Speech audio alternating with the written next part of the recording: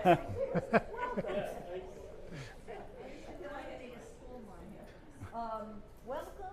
to the Springs Library, September 2025, Meet the Author. It feels like a new year to me, and it is, in the Jewish calendar, it will be a new year, but we've gotten through the summer and we have a couple of changes going forward. As you know, I think it's been about 4 years that we've had Meet the Author here, sponsored by the Springs Library. And I notice a few unfamiliar faces, which means that you might not know that you can join the Springs Library. Yes, you can. For $30 a year, you can join the library, and they will let you know of all the things that are going on every month.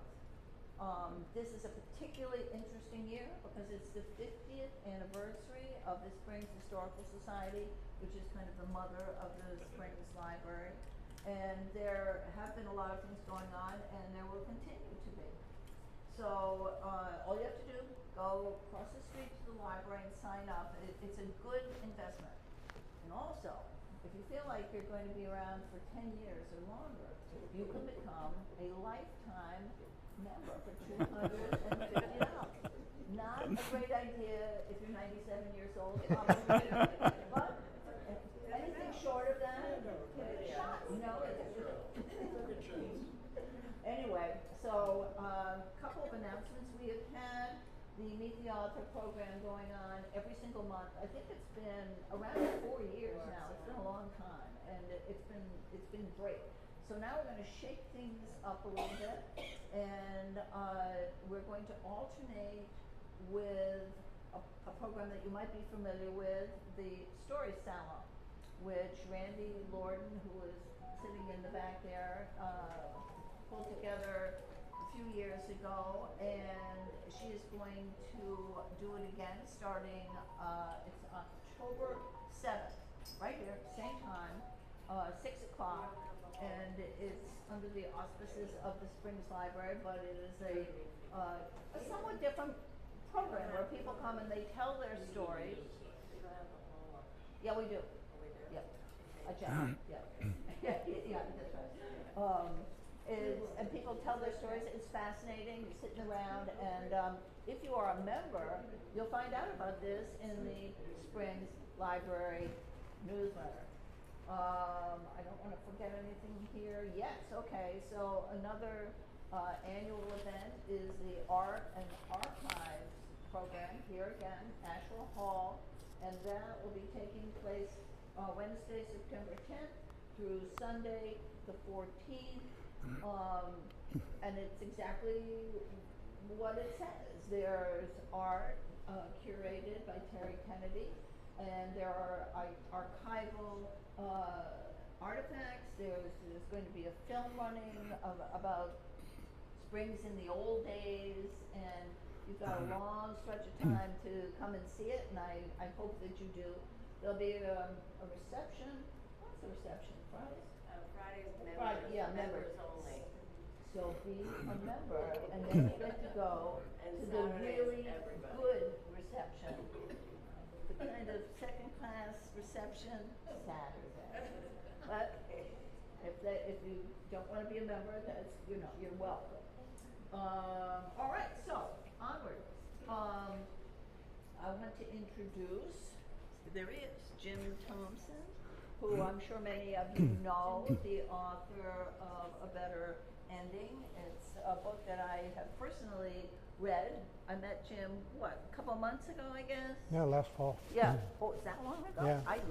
All right. I met Jim last fall, and he gave me his book, which is fascinating. I'm not going to say anything about it because you're going to hear from these two gentlemen. And right here we have my dear friend who I've known almost 50, I'm going to say 50 years, but it's not quite 50 years. It's around 45 years, right?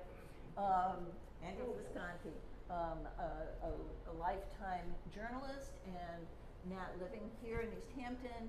He also has memoir writing classes through East Hampton Library, which has been going on for several years, right? And if you have any interest in expressing yourself in that way, I can vouch for Andrew as being a really wonderful expediter to get you to be your very best self on paper.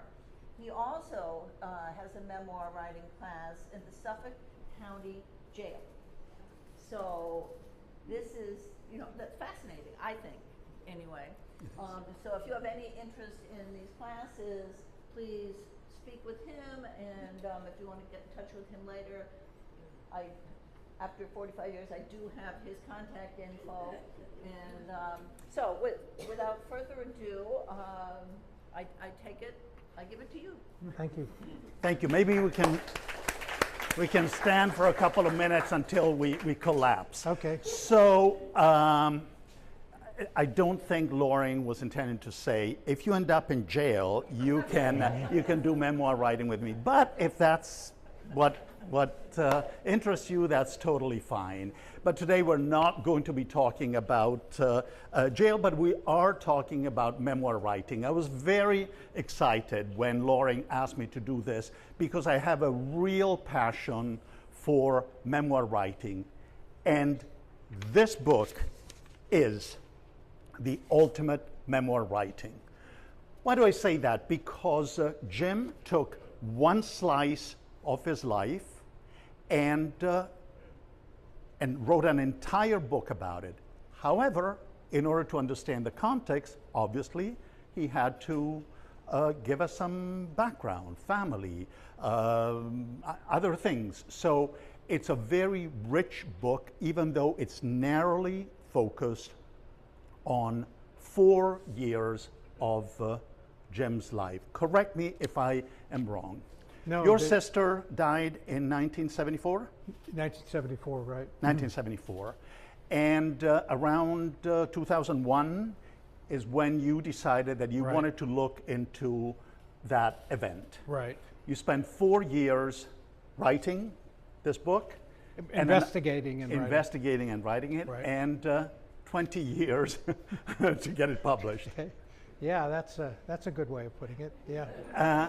So I would say that this book is about perseverance. Thank you. And maybe also about an obsession. Very much an obsession. Absolutely. Yeah. Yeah. I finished the book in 2005 and had a great agent, but I got rejected about 50 times, and I put it in a drawer. And about 3 years ago, I was talking to a friend of mine who teaches up at Colby, and we were talking about coincidences. And coincidences are really, really important in this book. And she was writing a book about coincidences, and I said, you can't believe how many coincidences there are in my memoir. And she said, oh, I've never read your memoir. Would you send it to me? And I did. And she said, what is this doing in a drawer? And so it only took me 18 months to find an agent, a new agent. But once I did, good things started to happen. For those of you who are seeing the book for the first time today, A Better Ending, a brother's 20-year quest to uncover the truth about his sister's death. So one would be inclined to think, ooh, what a downer this book is. It's not. It's not. I wouldn't necessarily say that it's a memoir, but it's a memoir with, but it's not a dark book. Would you say that it is a dark book, even though you Yeah, it's pretty dark. Feels pretty dark to me. It was dark going through it. That's certainly the case. Yeah, one of the things about where it belongs on the shelf is I think one of the reasons why the first time around it got rejected is because it's not a memoir, and it's not a true crime exactly. It's a little of both, and then the publishers want an easy thing. What shelf do I put it on? And then they know what it is. And this one's not so easy to categorize. One request from the audience: if either me or Jim start saying something that is revealing something about the book, just start booing and stop us, okay? because this is a book. There is no, I think that there is no like wow moment, but there are several wow moments, and I hope that we will not reveal them, at least not intentionally. So, what is it that made you, 20 years after your sister died, made you think, I should look into this? Well, it's actually 27 years after she died, and what I found was that I realized is that she died when she was 27, and she was going to be dead for longer than she had been alive. And that seemed somehow to have a real significance for me. But there was another thing, and that is this, that I have 3 children and 2 stepchildren. My 3 children, I got a divorce when my youngest was only a year and a half old, and I felt really guilty about that, and I wrote letters to my children for 18 years individually in a journal. And in the Christmas of 2000, I gave them the journals, which was kind of fun and very emotional. They didn't know anything about them. They opened them up, and Kelly said, Dad, this is about the time I called you an asshole. I was like, yeah, that wasn't a good day for you, Kel.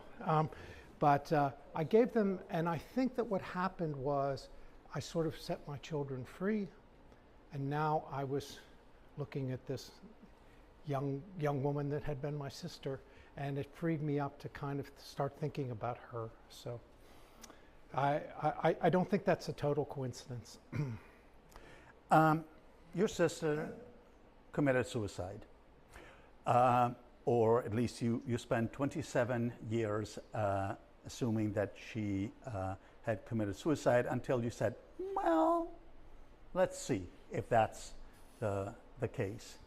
And this book explores a lot of emotions about suicide. What do you think you've learned over and beyond your sister? What have you learned about suicide by spending so much time on this topic? Well, it wasn't just her. We've had a lot of suicide in our family, my wife and I. And, I don't know that I've learned anything in terms of some overreaching narrative or anything like that. What I do know, and one of the things that I tried to explore in the book is that suicide produces, well, there's a line in the book that I love, and I'm quoting a friend of mine who was in the Navy with me, and he lost both his father and his brother to suicide. And he says, it's like they leave a coin for you to carry around in your pocket. Heads is anger and tails is guilt. And it's the anger that suicide produces that really, really stayed with me for a long, long, long time.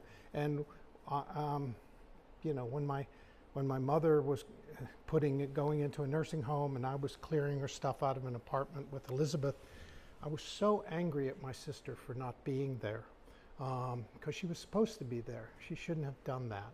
And so, did I learn anything? I think every suicide is different, and in some ways, and in every way, every suicide is the same.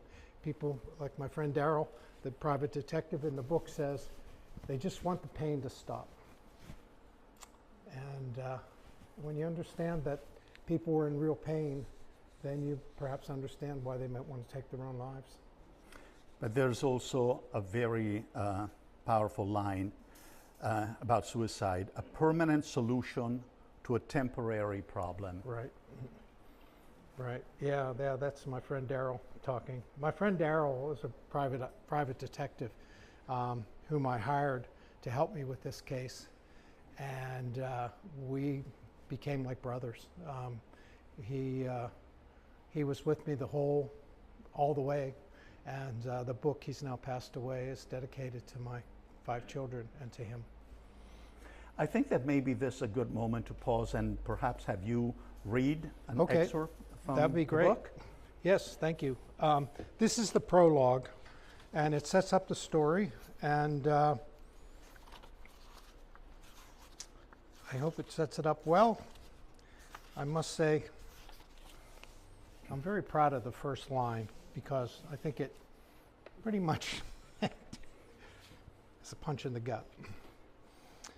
I grew up on the north side of Pittsburgh in the 1950s in a typical lower middle class family. Mother, father, sister, brother. By the time I was 46, they were all dead. My mother was the last to go, adrift in a gentle fog of senility that seemed to spare her the heartache of outliving 2 of her 3 children. She and I were close, and I missed her terribly. But as the years rolled by, it was my sister Eileen's suicide at the age of 27 that nagged at me like a pebble in my shoe. Eileen had been working as a secretary in San Bernardino, California, and was married to her high school sweetheart, Vic Zaccanini, a police officer. They had no children. I'd always known her as a happy, bubbly girl, the brightest smile in the room. Then, suddenly, she was gone. Details about Eileen's death were sketchy, nothing much more than the fact that she had died from a self-inflicted gunshot wound. But we also knew that Vic was in the house when the fatal shot was fired, and I wondered how we could be certain that she had committed suicide and Vic had nothing to do with her death. My parents, who were nearly catatonic with grief, asked me to talk to him and try to sort it out. I had known Vic since he was 16 years old. His mother was my mother's best friend. When he arrived from California for Eileen's funeral, the 2 of us sat down in my parents' kitchen and talked. The story he told me was long and sad, but the gist was simple. Eileen had been having an affair with her boss, and when that fact was revealed, she shot herself in a fit of remorse. Vic met my eyes openly, his face filled with bewilderment and grief. He answered all my questions, never stumbling or contradicting himself. In short, I believed him. I told my family what he had told me, and we got on with our lives as best we could. Nearly 3 decades later, I started to write a novel about Eileen. I assumed the book would be fiction, my imagination filling in the blanks in the story I'd been parroting to myself and everyone else for so many years. But everything changed when I uncovered the police reports from the San Bernardino County Sheriff's Department. According to those reports, Vic had beaten up Eileen shortly before she died, called her a whore, and threatened to kill her in front of another cop. Moreover, the lead detective appeared to have made up his mind about the case before he ever left the office and never bothered to interview the 2 women Eileen had talked to on the telephone in the last hour of her life. To me, what had been ruled a suicide now looked like a cover-up, the Sheriff's Department protecting a fellow officer. I've spent years searching for the truth about my sister's death. This is the story of my quest. In the TV world, my tale would unfold like one of those true crime dramas where a dedicated cold case investigator tracks down every lead and subject. Forensic experts unravel the mysteries of blood and fibers and bullets, and a verdict is rendered with the tap of a judge's gavel in a court of law. But I do not live in the TV world. The last leg of my journey took me to a motel near the Seattle airport. I was sitting by the desk, one knee bouncing nervously while I doodled on a message pad, waiting to go to a meeting with Vic. I hadn't seen him since the day of Eileen's funeral. The meeting had been arranged by Darrell Carlson, a private detective who had become my guide and unflagging companion on my quest. Darrell said we should go to the meeting empty-handed, no briefcase or notebooks, no hidden recording device, and I agreed. The only exception was a copy of Eileen's letter in my shirt pocket, the one she wrote to our parents on the day she died. I was certain Vic did not know the letter existed, and I wanted to see the look on his face when he read it. Darrell glanced at the big Rolex on his wrist and said, "Time to go." "Okay," I said, should I leave the police reports here in the room or take them in the car?" "You got extra copies, right?" he said. I nodded. Let's take him. Maybe he'll want a set. You think? I said. Darrell twisted one corner of his mouth in doubt, or maybe it was hope, but he didn't say anything. We put on our coats and walked out to the rental car. It was a dank February evening, pink haze around the arc lights in the parking lot. I pulled out onto the road and asked him how far it was to the restaurant. About 3 miles, up on the right. You can't miss it. What's it called again? I said. 13 Coins. That's a terrible name, I said. Sounds like bad luck. Darrell grinned, then explained it was from an old wedding custom. The groom gives his bride 13 coins for Jesus and his disciples. We stopped at a red light, the windshield wipers mewling as they cleared the mist. I asked him if we should have some sort of signal in case I got nervous and went off track. Sure, he said. I'll just stab you in the leg with my fork. My turn to grin. Darrell had a way of talking me down off the ledge. The driver behind me tapped his horn. I looked up and saw the green light and eased ahead. Is Vic definitely bringing his wife? I said. Darrell said he thought so. We want her there, he said. Helps keep things in balance. Another mile up the road, Darrell pointed at the sign for 13 coins, and I found an empty parking spot about 50 yards past the entrance. I turned off the engine and let out a long breath, like a runner before a race. Darrell put his hand on my shoulder. We've come a long way, Jim. You're going to be fine. Just take it nice and slow. As we walked toward the restaurant in the chilly night air, my feet felt sluggish while my mind rushed ahead. I caught a glimpse of Vic the moment I stepped through the door. He was standing alone near the hostess station, his face in profile. He turned and saw me and lifted his chin in recognition. As I walked toward him, he gave me a wary smile. More than 30 years after Eileen's death, my journey had come full circle, taking me back to its beginning. I, a jury of one, trying to decide if the hand he held out to me was the hand that held the gun.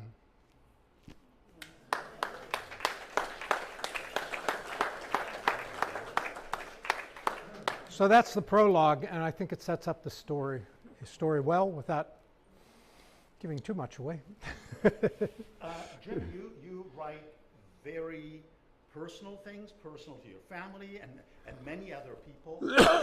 How do you get away with publishing all that and not being sued right and left? Well, that's a really good question. Number one was revealing the fact that my first wife had had an affair. She did not want me to say that, but she said, we're good friends. We celebrate, the three of us, Elizabeth and Connie and me, we celebrate our holidays together with our kids. And she said, I don't want to say that. Can I sue you? And I said, for telling the truth? And she kind of went, yeah, I see what you mean. But when I finished the book, and I, went through the various editing processes, I was like, oh, okay, we got it. It's all finished. I got a 15-page, single-spaced letter from the lawyer for Simon & Schuster saying, all right, now you're going to answer all these questions. And it was amazing how much I learned through that process. And I'll tell you one very fascinating anecdote. When we got the letter, Elizabeth and I, we thought, this is some girl that's just out of law school. She doesn't know what she's doing. She's asking me all these dumb questions. And no, she's a 30-year vet, and she knows what she's asking. And so she says, and I mentioned it in the prologue, my sister, on the morning she died, wrote a letter to my parents, and she mailed it. It wasn't a suicide note. It was actually very upbeat. She mailed it.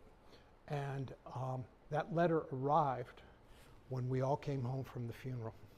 And there it was in the mailbox. And I was haunted by this letter. And I asked my mom a couple of years after Eileen died, can I have the letter? And she said, oh, sure. And she gave it to me, and I still have it, still in the original envelope. But the lawyer said to me, do you have permission to use that letter, to quote that, because I quoted the whole letter. It's very short, 284 words in the book. And I said, what do you mean? It's my letter. My mom gave it to me. My sister wrote it. She said, no, you own the letter, but you don't own the contents. They belong to your ex-brother-in-law as the executor of her estate. And that is the law. So when you write a letter to an email to somebody, and they go and they publish it or they quote it, you can sue them. So anyhow, there were a lot of questions, a lot of things that I had to change, accusations, defamatory things that I said about Vic, that other people said about Vic, and so on. And like I said, it was a learning experience, but I don't think it really diminished the book a whole lot. But you also are pretty critical of the police department in San Bernardino. Yeah. And how did you get away with that information? Well, when I took the investigation for 2 years, just Daryl, Sherry, who was a paralegal whom we found, who was absolutely invaluable to the case, and me, the three of us just investigating clandestinely. And then we reached a dead end after 2 years, and we were like, we're going to go any further. We have to get the police involved. The very police department that I was accusing of malfeasance. And through a series of really crazy interconnections, I finally found a guy. I said, I know a cop in the sheriff's department. He's really great. He won't mess with the case. One of the things we were afraid of is if there was any physical evidence left, and they found out about it, that they would destroy the evidence. So anyhow, we found an honest cop, and I had, by this time I had notes that were 100 pages thick. I wrote up the case, I sent it to the cops, and then I called them up and went out to San Bernardino to meet with them, and they said, this is the worst investigation we've ever seen. We can't explain it, but so they were on my side. So the lawyer was worried about me saying bad things about the San Bernardino County Sheriff's Department, but they weren't worried about it. But you wrote something interesting. You wrote, bad police work is not a crime in itself. Yeah, bad police work is not a crime in itself. And that I hired a bunch of lawyers over the time, and that was one of the things that they told me. And the other thing is, and this is really fascinating because it comes, I say in the thing that Vic beat up Eileen a few weeks before she died, and the lawyer said, how do you know that? Did she go to the hospital? Did she have, did she report it as a crime? No. Well, then you can't say that. And I said, it's right there in the police reports. It's right there. Vic admits to it. And she said, that doesn't make it a fact. It's only what it says in the police reports. So you have to report it as, it says this in the police report, but it isn't necessarily a fact. Lawyers, maybe some of you are lawyers. Oh, I know Susan and Mark are. It's fascinating, and like I said, I learned a lot. By the way, I would like to encourage the audience to ask the questions. We don't have to wait until the end. Please. So, for disclosure, I've only read half the book. How many of the original policemen are still around? There are a few that are still around, none on the force. None on the force. The lead detective had died. The second detective on the case had become a private eye, which is why when I hired Daryl, I went to LA instead of going to San Bernardino, because so many ex-cops become private eyes, and I thought, I'll be hiring a guy who was friends with Vic, I don't want that. So I hired Daryl, and there he was, Avatar investigations in Century City on the Avenue of the Stars. Now, I wrote my dissertation on Raymond Chandler, and I was like, this is right out of a detective novel. I'm in good shape here. And Daryl proved to be everything that I hoped him to be and more. Please. Was it ever reclassified as a homicide and not a... They reopened the case eventually as a homicide investigation. Yes. Yes. Yes. That was one of the most emotional days of my life. Yeah. Because it took me forever to get them around to that. I mean, police departments, you know, we all see NYPD Blue or whatever, and there's always that cork board, you know, and the lieutenant's up there and he's putting all the pictures up and da. I was running the investigation. I would call them up and say, would you please go interview this person? Would you please go interview that person? And so on. They're just so busy. The cops are just so busy that, you know, finding time to look into a 30-year-old potential murder case, this isn't on the top of their list. And then one of the things that happened in the midst of their investigation is a huge fire swept through San Bernardino, burned hundreds and hundreds of houses. It was eerie because I've never lived in a fire zone, but you would drive through a neighborhood, 3 houses that would be burned down, and the next one would be just standing there. The county lost, 80 employees in the county lost houses. So the cops were busy, you know, making sure people weren't looting and stuff like that, as opposed to going out and trying to figure out what happened 30 years ago to my sister. During those 4 years of investigating, what was a wow moment for you? What was A wow moment. Well, the singular most wow moment was when we got the police reports. And we got the police reports clandestinely, and it's just a really funny accident. And I'll tell you, it's a bit of a story, but my sister's best friend was named Betty Clay, and she was 25 years older than my sister. They worked in the same office together, secretaries for the San Bernardino County School Department. My sister was the secretary for the assistant superintendent. And I said, we got to find Betty Clay, Daryl. And he's like, yeah, I'm gonna find her. And one day he calls me, he says, well, I found her. I think I found her. I'm gonna call tonight.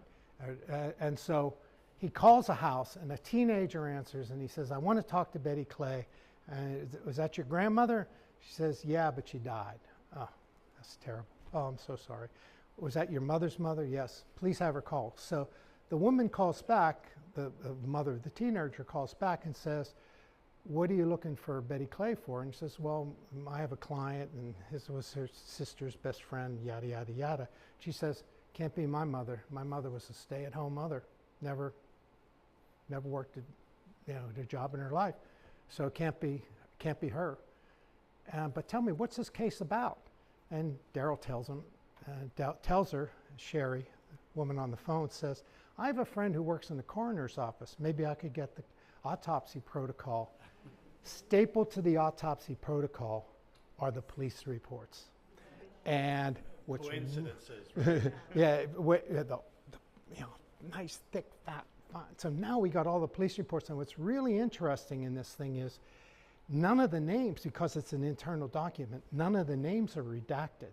Now, a couple years later, I got the reports through the Freedom of Information Act, but almost every name was redacted. So now I knew the names. Anyhow, we got the reports, we sat down, and I said the first one was when I met Daryl for the first time, and he had gotten a lot of stuff out of the public information. You can get marriage license, divorces, papers, you buy a house, all that stuff's part of public record. And he showed me the papers, and he had to leave the room to make a couple of phone calls. And he said, here, look these over. I had just met him like 20 minutes before. I'm looking over the papers, and I look at Vic's marriage license for his second marriage, and it's on the first anniversary of Eileen's death. And I was like, holy crap, who does that? Who does that?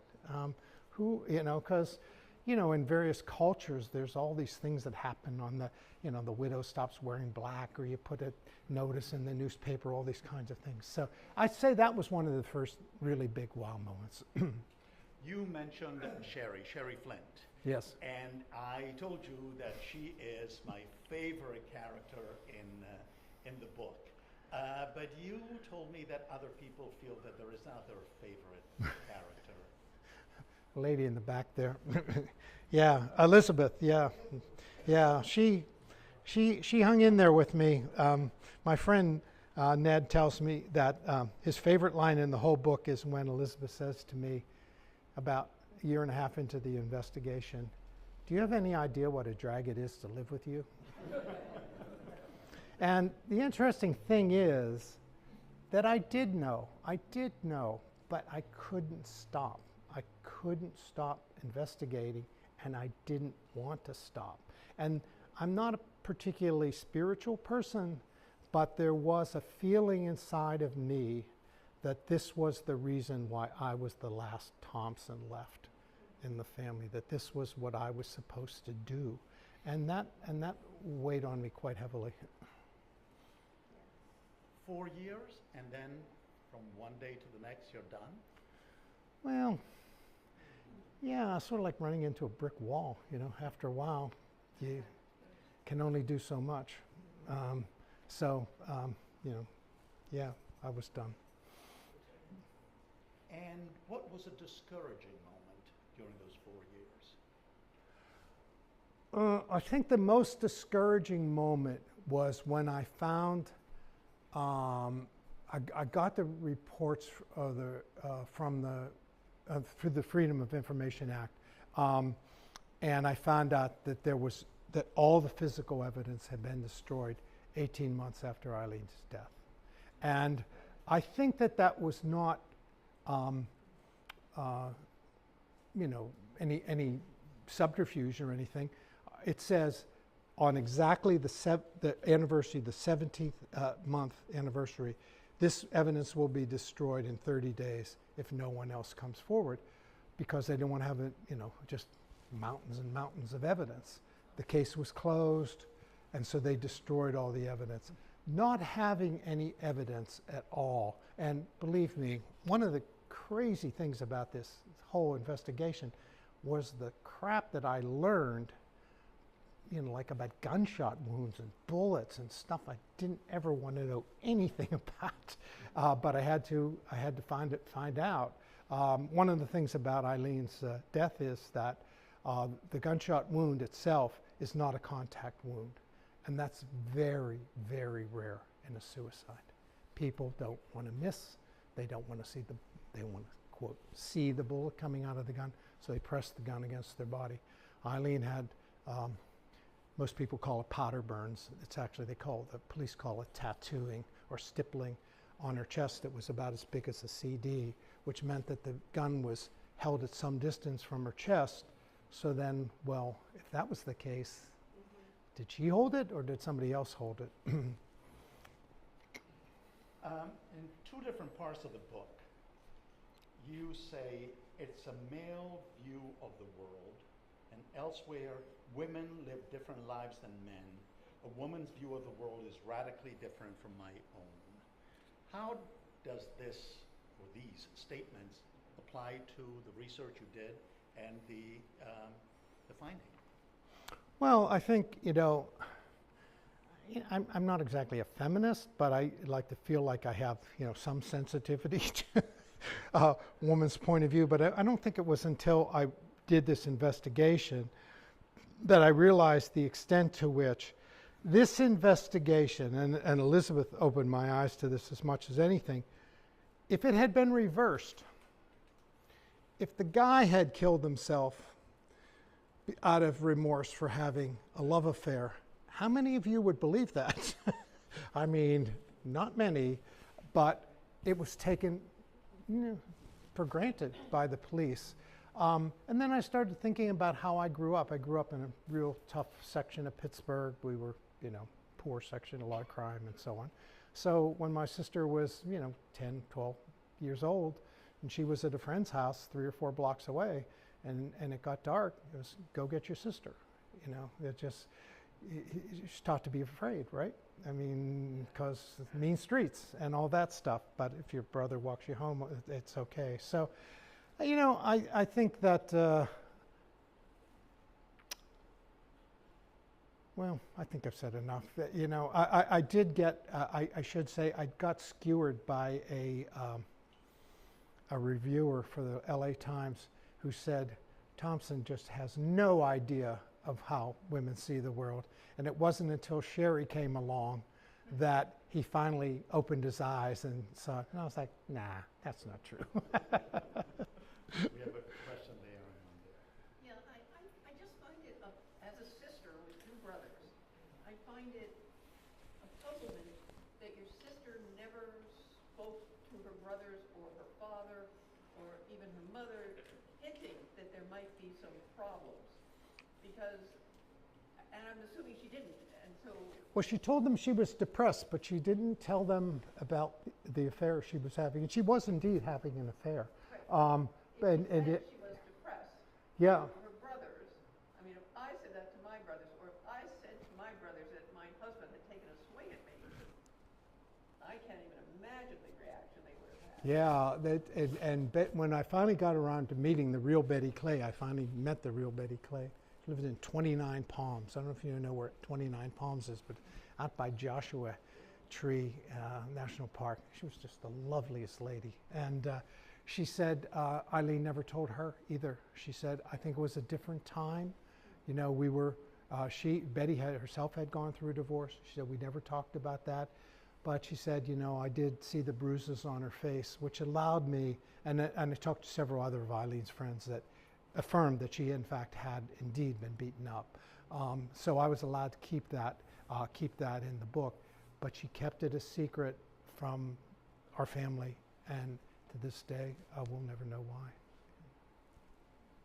Somebody else? Hey James, could you tell us a little bit about your writing process?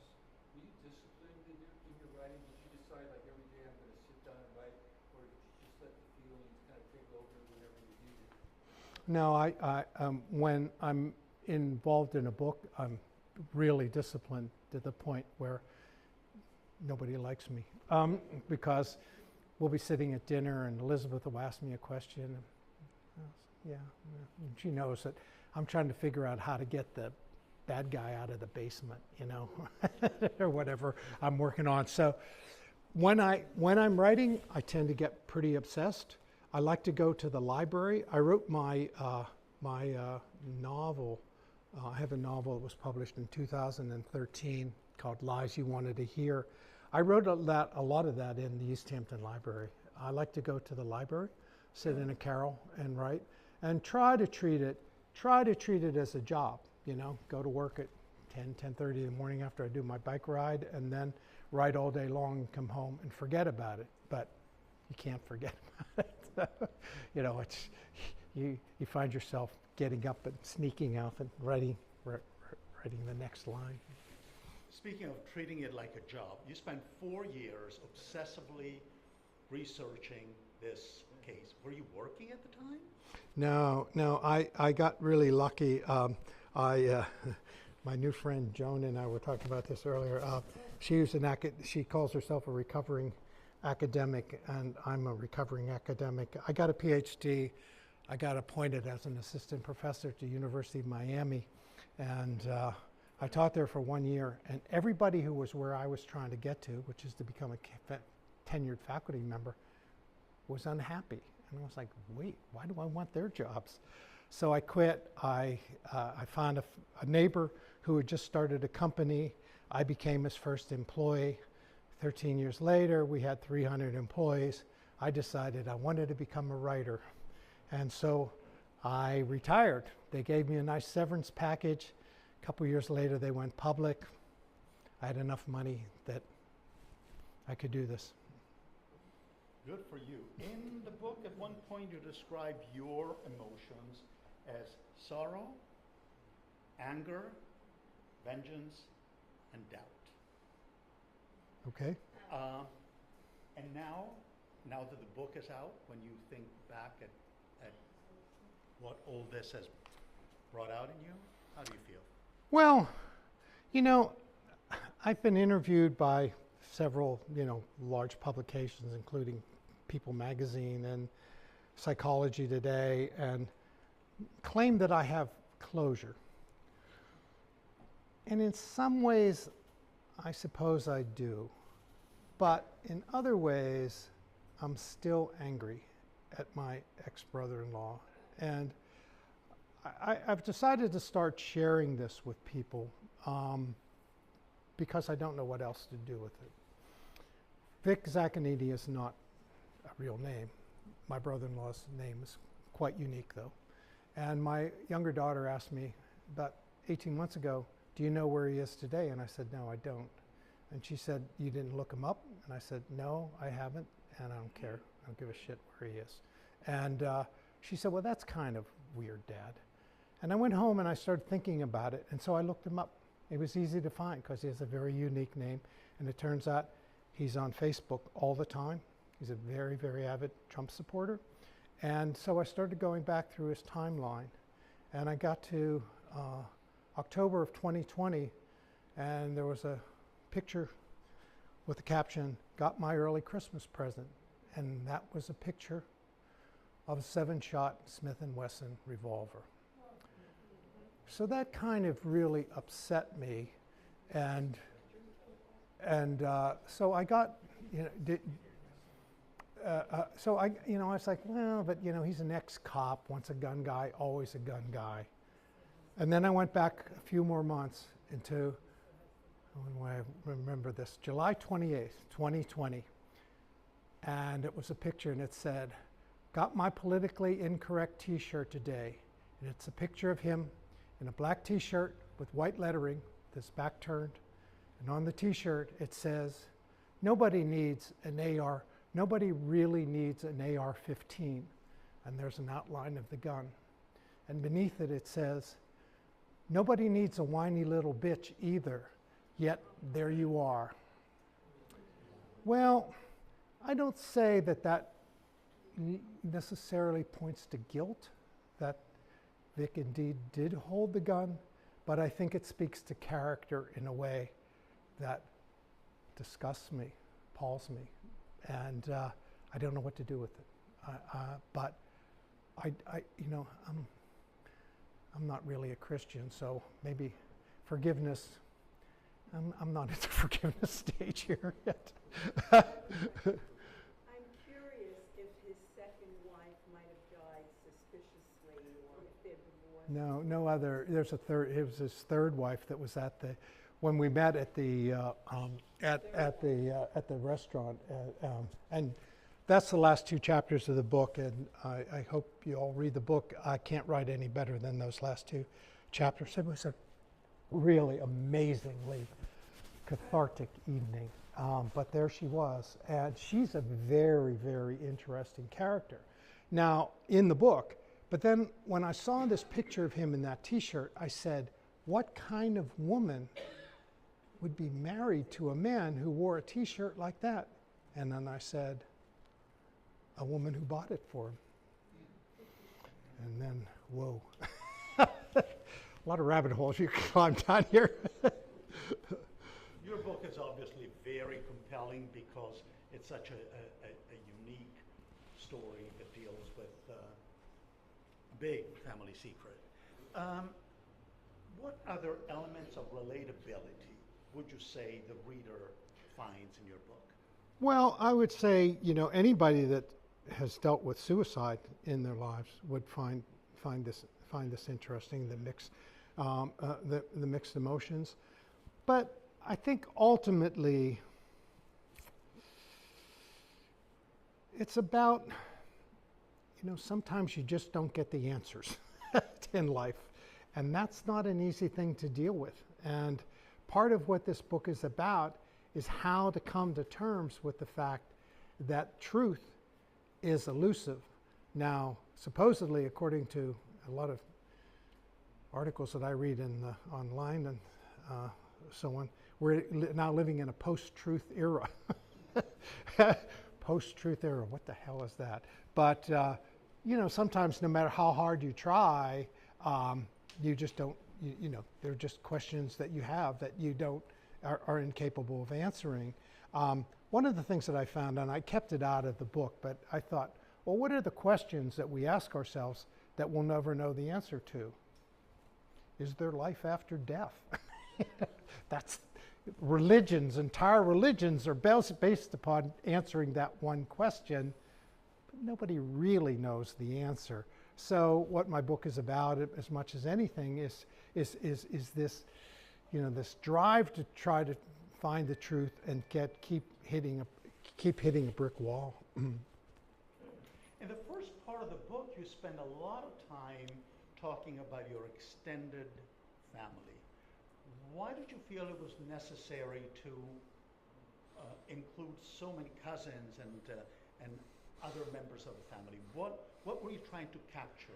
Well, I mean, it's just it's funny. I don't see it that way. I mostly just see my Aunt Pauline, who I just my mother's youngest sister, who was with me the whole way, and just the most wonderful little fat Polish lady you've ever known.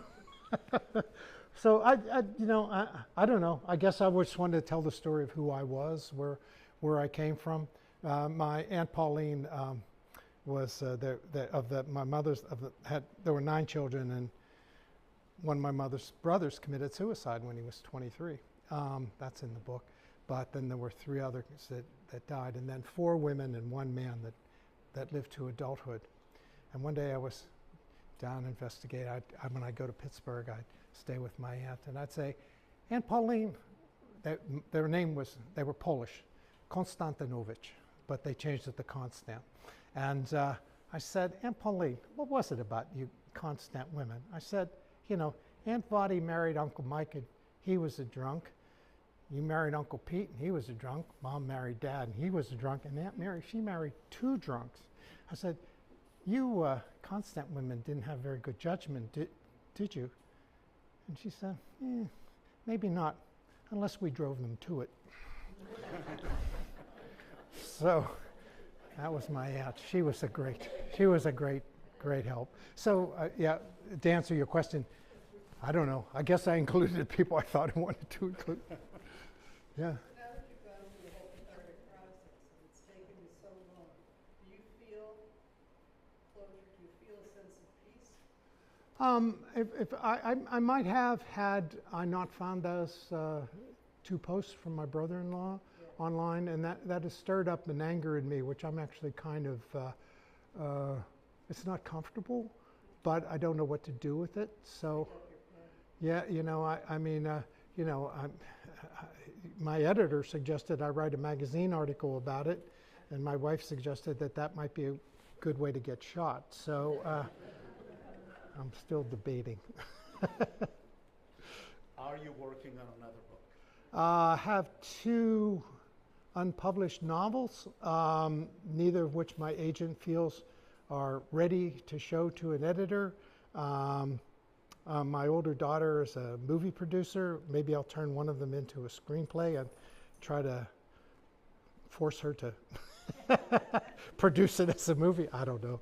But, I'm almost 80 now. I'll be 80 next month. So maybe I'll just hang up my spurs. I don't know. Other questions? Natalie. I don't have a question, but I have a comment. I'm a little biased because I already read the book. And I suggest, I encourage everyone else to get a copy and read it. Thank you so much. Any other questions? Well, I have just a few things that you might be interested in that people ask me about.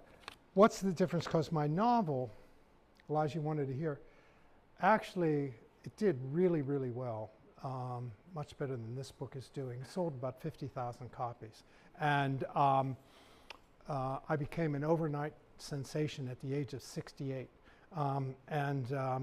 when the book was accepted, because I had started writing seriously in 1989. This book came out 2013. When when I had a different agent then. She sold the book, and Elizabeth wasn't home at the time, and she came home, and I said, honey, Laura sold the book. She said, oh, that's great, Jim. It's like you've been pregnant for 20 years.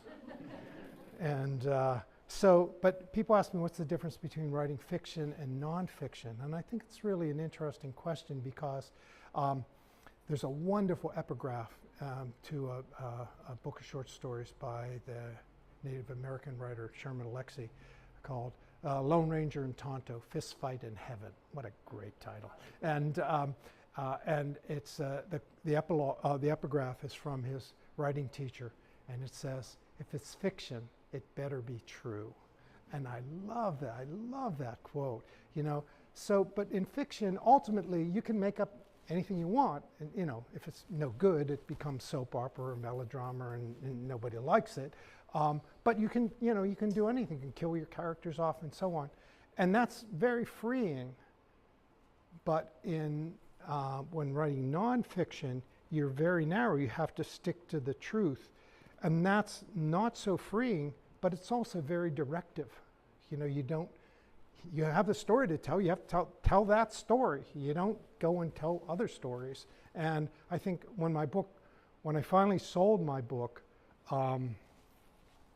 it was about 12,000 words longer than it is now.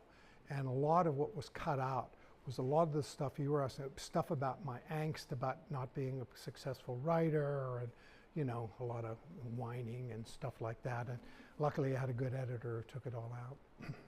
By the way, something wonderful as a reader, something wonderful about this book is that it's short chapters. You can say, I only have like 10 minutes. Let me just finish this chapter and then do something else, which is wonderful, because other times you have a book where, you know, the chapter is like so long that you say, I'm not going to tackle it now. I thought it was a Thank you. wonderful rhythm, a wonderful pace. Thank you. I totally enjoy the book, and I'm sure that everybody else will. Well, I thank you all so much, and I do have books here if you're interested. Thanks. Thank you. Well, we thank you for coming. That was wonderful. It made, I've read the book.